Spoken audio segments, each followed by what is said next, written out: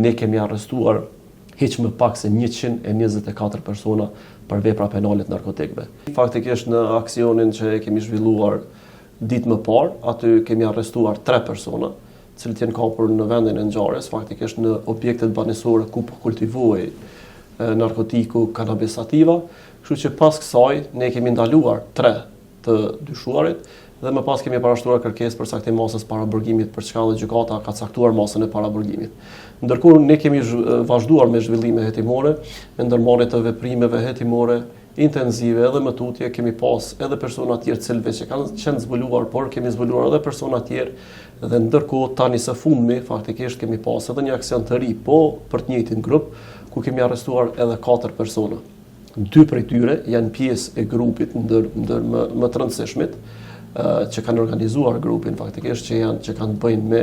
veprën penale të kultivimit të bimëve të narkotikëve dhe po ashtu edhe të shpërndarjes dhe shitjes narkotikëve në sasi të mëdha, përderisa 2 të tjerë janë arrestuar për shkak të ndihmës në kryerje të veprave penale të kultivimit të narkotikëve. Me arrestimin e këtyre personave faktikisht kemi sekuestruar edhe pasuritë specifikuara, kemi ngrirë dhe sekuestruar faktikisht 2 objekte banesore, kemi sekuestruar vetura, të holla të gatshme dhe po ashtu me këtë aksion ne kemi sekuestruar edhe një sasi rreth 1 kilogram kokain me rastin e arrestimit tek njëri prej këtyre të arrestuarve të fundit. Vlen të theksohet që në aksionin e parë cilin e filmuam faktikisht ne ka qenë një aksion dhe operacion i mirë organizuar sepse kanë qenë hetime intensive 3 mujore ku kanë rezultuar me zbulimin dhe shkatërimin e një laboratori indoor të brendshëm të bimëve Cannabis sativa në qytetin e Prizrenit, siç e keni parë në njërin prej objekteve banesore në katin më të lartë, po të njëjtën ditë me urdhër tonin faktikisht është kontrolluar bastisur edhe një shtëpi në Prishtinë ku në bodrumin e asaj shtëpie faktikisht pjesë e këtij grupit veç se kanë filluar ndërtimin e një laboratori të tillë me përmasa edhe më të mëdha, por është fat që e kemi zbuluar në kohë të hershme dhe ende pa u mbjellur bimët, ne e kemi shkatëruar dhe gjitha këto janë legjitimuar me urdhër të gjyqtarit procedurës paraprake të gjykatës themelore në Prizren. Faktikisht është një kombinim i atyre që janë të Shqipërisë dhe të Kosovës, por kryesisht dyshohet që grupin e kanë udhëhequr të dyshuarit nga Prishtina, sepse kanë nga Prishtina, kanë nga Shqipëria, kanë nga Prizreni, ka regione ndryshme dhe ende jemi duke vazhduar edhe zbulimin e personave të tjerë të cilët në mënyrë direkte apo indirekte kanë qenë të involvuar. Ne, së bashku me policinë, por edhe me gjykatën, nuk do të tolerojmë në asnjë mënyrë asnjë veprimtari të kundërligjshme që cënon shëndetin publik, por edhe sigurinë e qytetarëve. E kemi dëshmuar dhe po vazhdojmë ta dëshmojmë andaj besimi i qytetarëve shumë i rëndësishëm që të bashkëpunojnë me institucionin e prokurorit të shtetit, po ashtu edhe me policinë, sepse bashkëpunimi i tyre në kohë për çfarë do dyshimi do të na jap rezultate të cilat faktikisht ne edhe me këtë operacion e kemi dëshmuar që jemi të vendosur. Më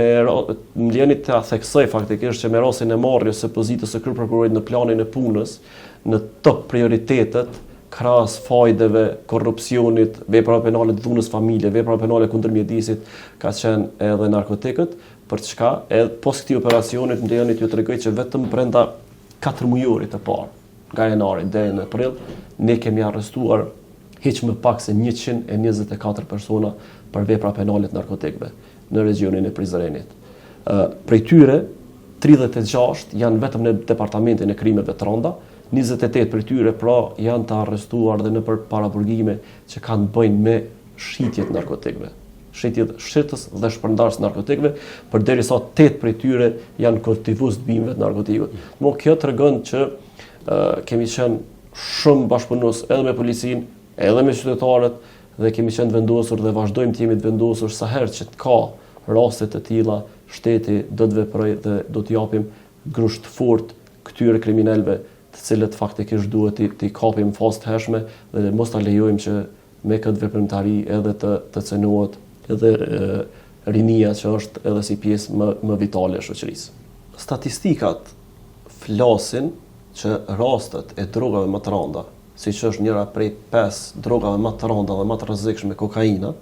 faktikisht është në rritje. Shihet që edhe vendi nuk është imun ndaj këtyre veprave penale, edhe konsumuesve të tillë, edhe vetë fakti që kemi arrestime të shumta faktikisht janë diku 28 raste faktikisht që kanë të bëjnë me rastet kokainës që i kemi në regionin tonë, vetëm brenda këtij 4 mujoshi, kështu që padyshim që këto raste janë duke u shpeshtuar, por mos të harrojmë se ne kemi kufirin me Shqipërinë, që jo rrallëherë na sjell edhe vepra penale, na sjell kontrabandime të ndryshme, po edhe narkotik, kështu që ka raste të cilat ne kemi kapur narkotikun, kokainën, i cila nuk ka qenë destinacion qyteti jonë, po ndoshta edhe jo edhe Kosova, po ka qenë vetëm tranziti ku ka pas për të kaluar, dhe edhe këto raste i kemi arrestuar. Ajo që shihet, që kemi edhe përdorës të kokainës, janë disa përdorës që janë me sasi shumë të vogël, dhe faktikisht kemi pa raste që në shumicën e rasteve këto narkotik që janë bukur, kanë kosto të lartë, faktikisht në tregun që shritet faktikisht 1 gram shkon nga 70 deri 100 euro, 1 gram i kokainës, por këto zakonisht na rezultojnë që janë të përzira dhe kjo e shton rrezikun edhe më shumë edhe për konsumuesit. Madje është edhe si rrethon kualifikuese e veçantë kur ato përzihen dhe rrezikojnë shëndetin e konsumuesve.